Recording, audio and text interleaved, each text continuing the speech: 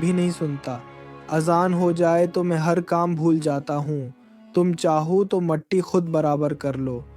نماز پڑھنے کے بعد وہ واپس آیا اور کام دوبارہ شروع کر دیا۔ ہاشم واپس آیا اور پوچھا، کھانے کے لیے کچھ لاؤں؟ نوجوان بولا، میں روزے سے ہوں۔ ہاشم حیران ہوا کہ رمضان تو شروع نہیں ہوا اور یہ نوجوان نفلی روزہ رکھ کر مزدوری کر رہا ہے۔ شام کو ہاشم نے 50 درہم دیتے ہوئے پوچھا، تمہارا نام کیا ہے؟ نوجوان بولا، میں نے کہا تھا جس سوال کا جواب نہ دینا چاہوں نہ دوں، امید ہے برا نہ منائیں گے۔ یہ کہہ کر وہ چلا گیا۔ اگلے دن ہاشم دوبارہ چوراہے پر پہنچا لیکن نوجوان موجود نہ تھا۔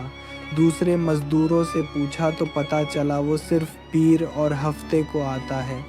اسی دوران ایک کمزور بوڑھا شخص ہاشم سے بولا، بیٹا مجھے کنویں والے درخت تک چھوڑ دو۔